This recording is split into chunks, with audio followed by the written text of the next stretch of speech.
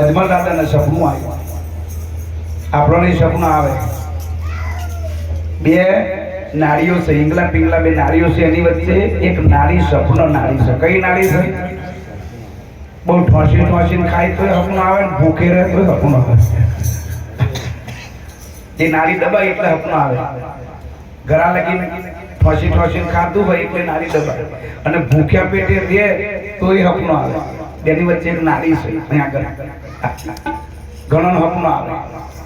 એક જણ સપનું આવ્યું, તે ખાટલાઈમાં કોતરાણ ખાટલાઈમાં આવું ઊંઘી રહેલું ટૂંકલું, અને રાતે સપનું આવ્યું એને ભાઈબંધ લેવા આવ્યો. હેને ક્યાં આગળ શું પ્રોબ્લેમ પડી રહ્યો? હેને અમદાવાદ નહીં કઈ ટ્રેક્ટર ચલાવવાના કરતા તો ફોર વ્હીલર શીખવાડતો. ફોર વ્હીલર શીખવાડી દીધી, પણ મને ગામડાવાળાને લાલ લાઈટ ને લીલ લાઈટ એ ખબર નહીં. હવે ડ્રાઈવર બન્યો ખરો, પણ ધમધમાઈ રાખ્યું. આમાં આવ્યું ડમ્ફર. ડમ્ફર વાળો કે તને નહીં દેખાતું, તો પેલો ગામડા વાળો કે ફોર વ્હીલર વાળો કે તને નહીં દેખાતું. એટલે કે લાલ લાઈટ થઈ એટલે ઊભું રહેવાનું કે બધી તને ખબર લાલ લાઈટ. એમ વાતો કરતા કરતા બોલા ચાલી થઈ, ગારાગારી થઈ અને મારામારી થઈ. મારામારી થઈ. આવું ફોર વ્હીલર વાળો એટલે ઓટોને દાદાગીરી કરી અને ઉતરીને સીધો ડમ્ફર વાળો એક લાફો મારવા ગયો, ખડ દઈને ખેંચીને આલી ને અને સીધો ખાટલાને પોગોત મેં વાજ્યો. ઈની મરી આ જાજીને જોયું કે હું તો આ ફોર વ્હીલર મેં હજુ તો ખાટલામાં છોડે ખબર પડે. ઘણો આવો સપનો આવે. ફોર વ્હીલર મેં ફરતા હોય પણ જાજીને જોવે તો ખાટલાની હોય મેં પહાડ ઠોકે. એટલે ખબર આવું સપનું નહીં. અજમલ દાદાને એવું સપનું આવ્યું. પડતી માધ્યમ રાત છે, નીકળી રાત ગમી છે, અને એવા સ્વર અને એવા યોગ બન્યા છે, મધરાત્રી થઈ છે. અને કેવું સપનું અજમલ દાદાને આવ્યું છે? હા, અરે ઘોડો કીધો ગરુડે અસવાર, ઓજી રે ઘોડો કીધો ગરુડે અસવાર,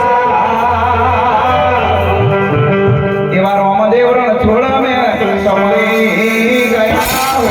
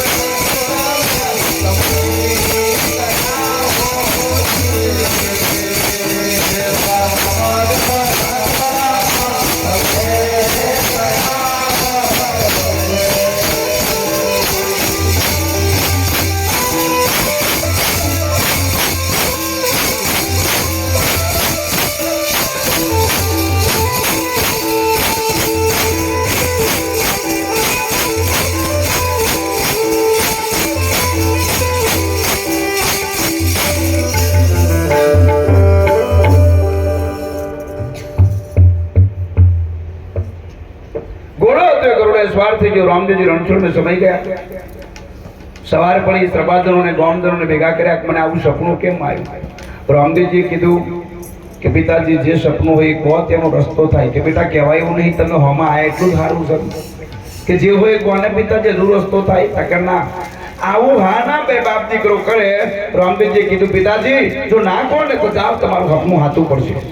આટલું ખાલી કીધું. તો અજમલ દાદા ડરી પડ્યા. બાપરે બાપ, આ સપનું સાચું પડશે બેટા. મને એવું સપનું આવ્યું. રામદેવજી રણછોડને સમય ગયા. ઘોડો તે ગરુડે સવાર થઈ ગયો. પિતાજી પહેલા કીધું હતો રસ્તો થાય, હવે કશું ફેરફાર થાય એમ છે. હવે મારી સમાધિની તૈયારી કરો. અને અજમલ દાદા 100 વર્ષનો નગારો ઊંધો હતો સતો કરી અને રામદેવજીની સમાધિની તૈયારી કરશે. ચાલો.